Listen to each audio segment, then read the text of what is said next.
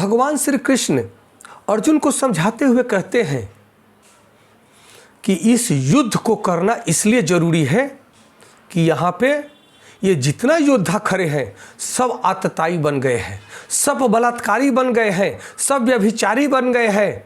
न्याय तो किसी के हृदय में है ही नहीं, सब अन्याय के बल पे अपने जीवन को जी रहे हैं। इसलिए इन सब का मरना अति आवश्यक है। हे अर्जुन, इन शरीरों को मारना जरूरी है, तभी एक नया शरीर का पौध उत्पन्न हो पाएगा। फिर नया जनरेशन नई सोच लेकर के फिर आगे बढ़ पाएगी। अन्यथा ये ऐसे आतताई हैं, ये ऐसे आतंकी हैं जो किसी भी आने वाले नवयुवकों को उनको ये दबा करके, दमित करके उनको नष्ट भ्रष्ट कर देंगे।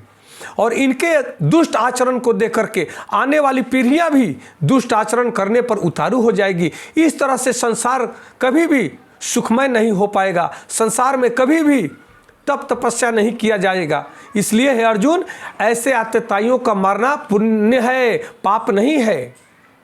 और कहते हैं, जब अर्जुन कहते हैं कि हे नाथ, अगर इनको मारे तो पाप लगता है, बोले कि अगर तुम अपने स्वार्थ के लिए इनको एक जीव की भी हत्या करते हो, तुम अपने स्वार्थ के लिए अगर एक जीव को भी मारते हो तो वह महापाप है। परंतु सबकी रक्षा के लिए, संसार की रक्षा के लिए, सृष्टि की रक्षा के लिए, ये इतने क्या, सभी जीवों को अगर तुम मार देते हो तो भी तुम पर पाप नहीं लग सकता है। ये मैं कह रहा हूँ। मेरे आदेश के अनुसार तुम युद्ध करो और इन आतताइयों का वध करो। यही कहते हैं कि शरीर का नाश होता है, आत्मा को कोई नहीं मार सकता।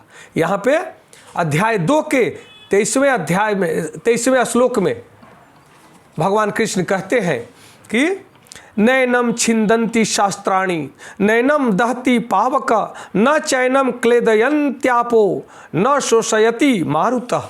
भगवान कहते हैं कि आत्मा की जो बात कह रहा है, यह आत्मा न तो कभी किसी शस्त्र द्वारा खंड खंड किया जा सकता है, न अग्नि द्वारा जलाया जा सकता है, और न जल द्वारा भिगोया जा सकता है, और न वायु द्वारा सुखाया जा सकता है।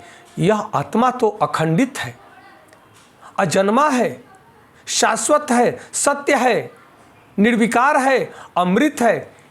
इसे कोई नहीं मार सकता।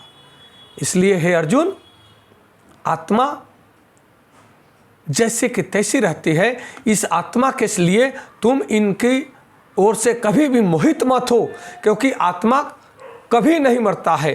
ये शरीर का मरना अति आवश्यक है, क्योंकि इस शरीर में जो काम, क्रोध, मद, लोभ, ईर्ष्या, द्वेष, अहंकार भरा हुआ है, यह आत्मा का स्वरूप नहीं है, ये जड़ स्वरूप है। इसलिए इसमें जो फंसे हुए हैं उनको मरना निश्चित है। तुम नहीं मारोगे तो प्रकृति मारेगी।